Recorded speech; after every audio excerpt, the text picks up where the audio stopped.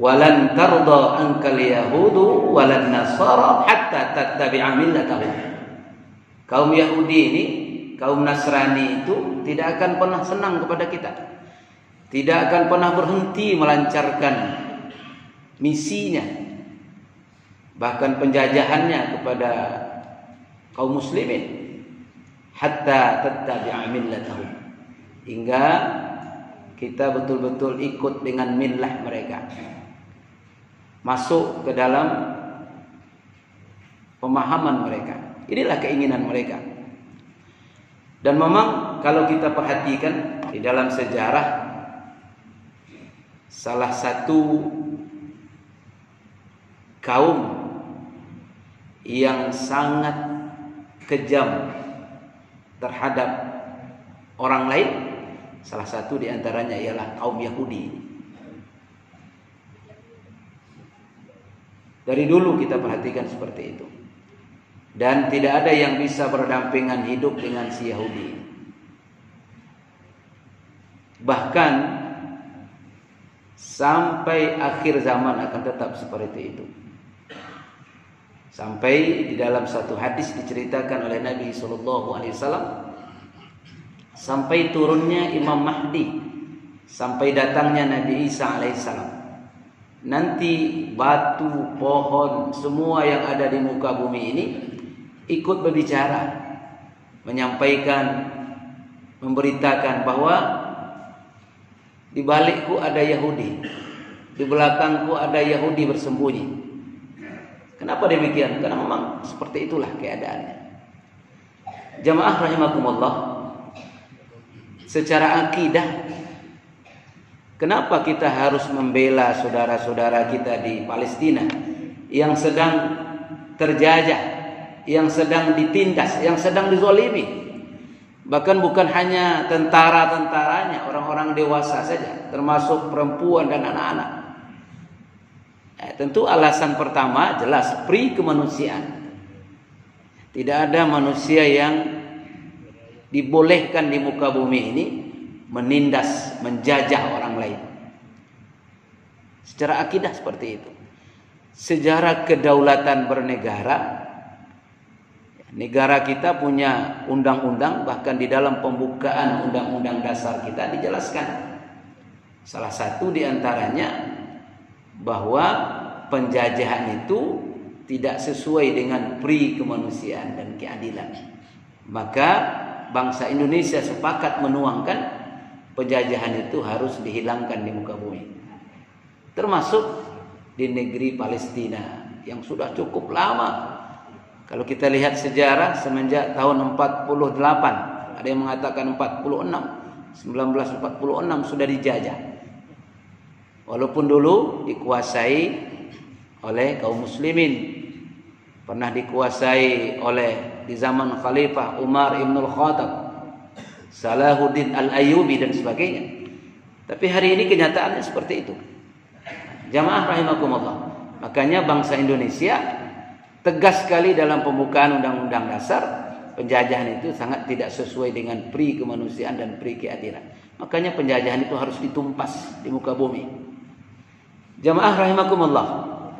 Tidak hanya sekedar itu, di dalam sejarah diceritakan bahwa ketika Indonesia merdeka tahun tanggal 17 Agustus tahun 45, salah satu negara yang memberikan ucapan kedaulatan negara Republik Indonesia atas kemerdekaannya ialah negara Palestina yang saat ini sedang terjajah. Artinya apa? Secara negara yang berdaulat, kita ini berutang budi kepada negara Palestina yang mengakui kemerdekaan Republik Indonesia dari sekian banyak negara Arab. Salah satu di antaranya Palestina lah yang memberikan ucapan pertama atas kemerdekaan Republik Indonesia. Jamaah rahimakumullah. Tapi yang terpenting dari segalanya itu, ya, tentu persoalannya sesuai dengan akidah kita umat Islam. Perlu kita yakini bahwa di Palestina itu ada satu masjid, rumah ibadah, ya, Masjidil Aqsa, yang kalau kita yakini di dalam sejarah ketika Nabi SAW melakukan perjalanan Isra dan Mi'raj, itu salah satu yang dilewati, yang disinggahi oleh Nabi. Bahkan bermulai dan berawalnya Mi'raj itu dari Masjidil Aqsa di Palestina atau di Yerusalem. Subhanalladzi asra bi 'abdihi lailan minal masjidil haram ilal masjidil aqsa. Maha suci Allah yang telah memperjalankan hambanya Muhammad mulai dari Masjidil Haram di Mekah terus ke Masjidil Aqsa di Palestina.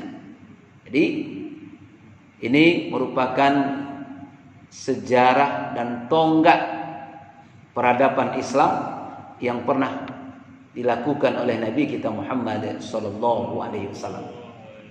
Dan perlu kita yakini, ya, bahwa rumah ibadah kedua setelah Masjidil Haram atau masjid kedua setelah Masjidil Haram didirikan ialah Masjidil Aqsa di Palestina.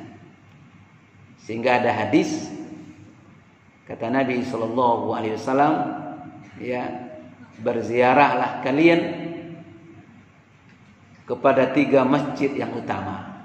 Pertama, Masjidil Haram di Mekah. Kedua, Masjidil Nabawi di Madinah.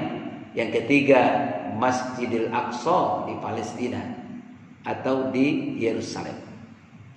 Bahkan lebih jelas lagi Rasulullah mengingatkan. Apa kata Nabi sallallahu alaihi wasallam?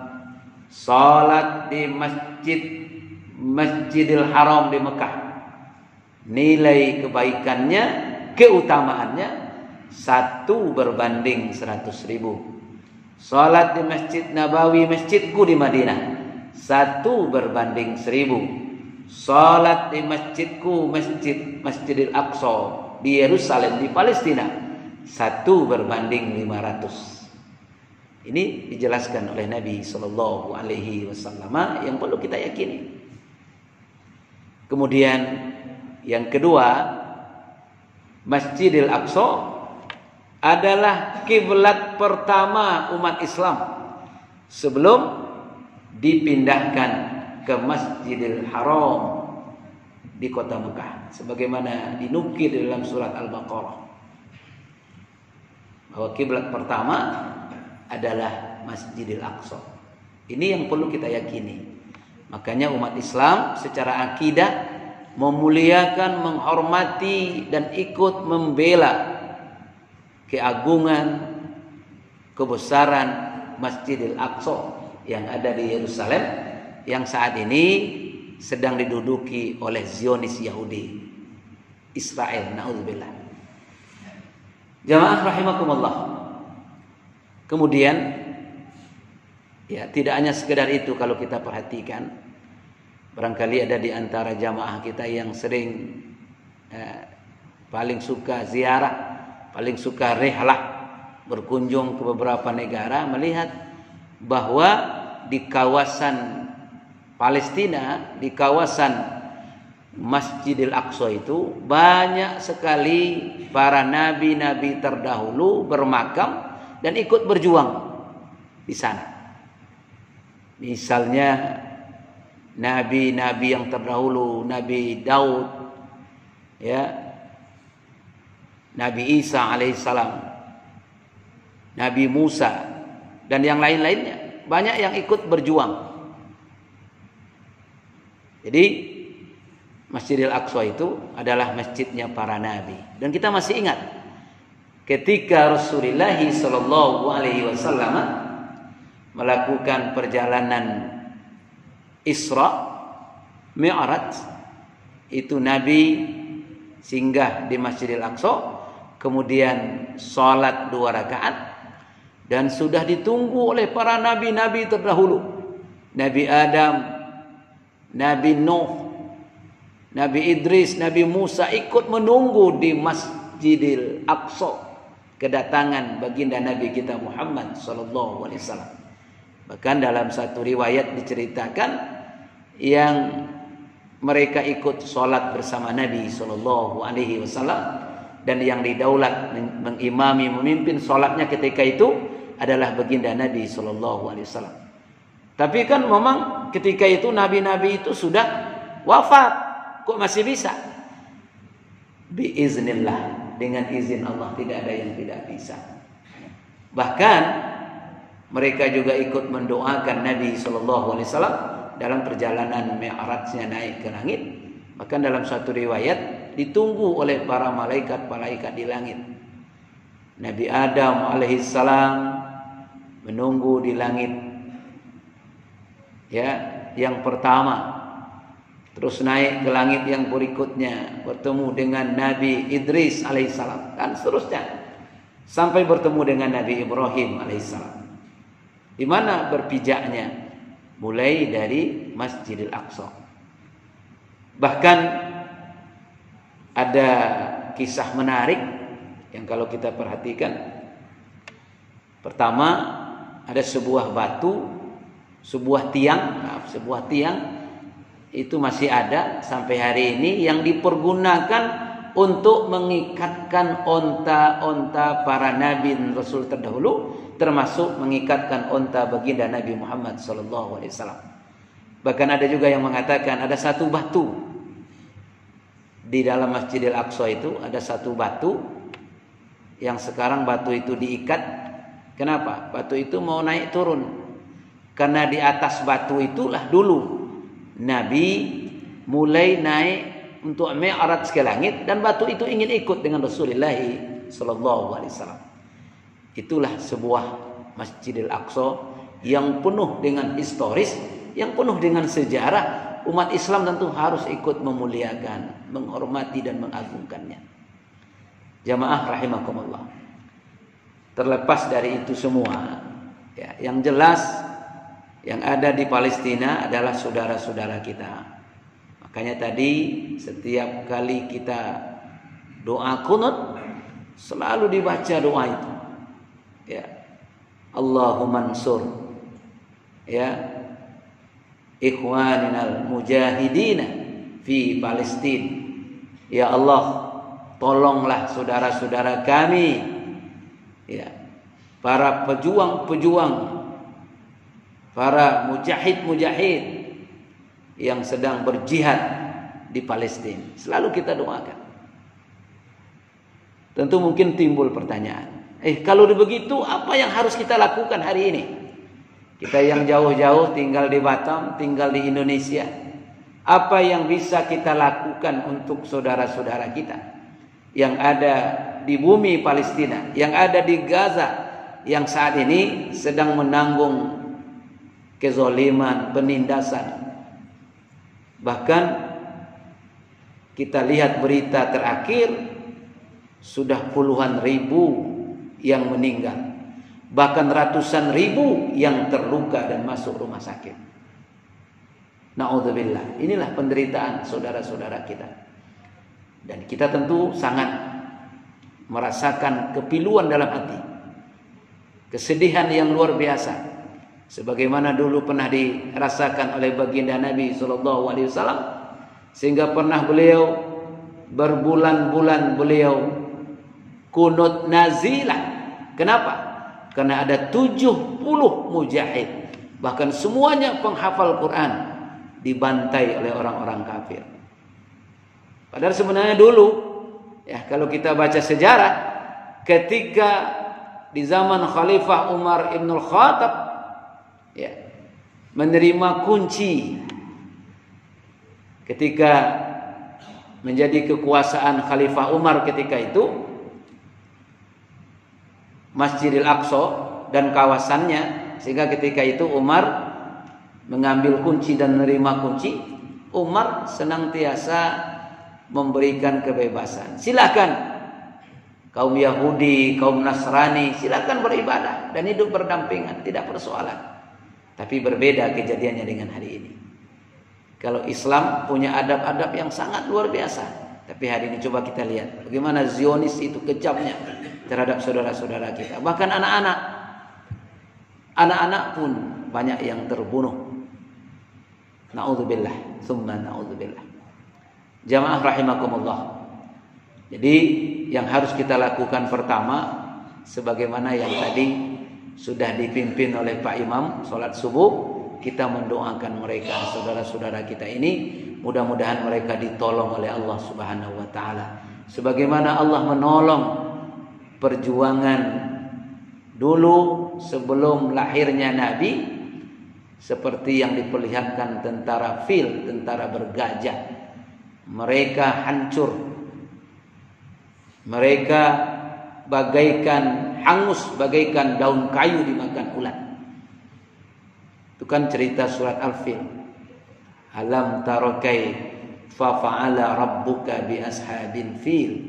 Alam yaj'al kaidahum fi tadlil wa arsala 'alaihim tayran ababil tarmihim bi hijaratin min sijil faj'alahum ka'asfin ma'kul. Hancur. Jadi kita doakan mereka. Mudah-mudahan Allah memberikan pertolongan dan mudah-mudahan Allah menjadikan mereka semua laknatullah ini seperti kejadian tentara bergajah, kejadian yang ada dalam surat Fil. Amin ya rabbal alamin. Yang kedua, apa yang kita lakukan? Ya, kalaulah kita mampu dan jalurnya memang ada, kita sisihkan sebahagian rezeki kita untuk ikut membantu perjuangan mereka, jihad mereka. Mungkin mereka membutuhkan bahan makanan, mungkin mereka membutuhkan minuman, membutuhkan selimut, membutuhkan tenda-tenda, rumah sakit, sekolah dan sebagainya. Karena sudah hancur berantakan, kita lihat. Ini juga kita ikut menyokong untuk saudara-saudara kita yang ada di Palestina. Kemudian yang ketiga, secara politik kenegaraan juga kita dorong, mudah-mudahan pemerintahan kita, ya, tapi pasti hari ini saya yakin masih tidak ada perubahan, bahwa memang negara Republik Indonesia tidak membuka perwakilannya ya di di Israel, tidak ada. Jadi kedutaan kita dan perwakilan negara kita tidak ada di sana. Kenapa? Karena memang tidak diakui dan kita mengakui negara kemerdekaan itu. Jamaah rahimakumullah. Oleh karena itu, sekali lagi mari kita berikan rezeki kita yang terbaik untuk saudara-saudara kita di Palestina yang mungkin dalam waktu-waktu terakhir dan juga yang akan datang akan tetap ada penggalangan dana untuk saudara-saudara kita di Palestina. Yang kedua, bagaimana kita terus mendoakan mereka yang tidak pernah berhenti.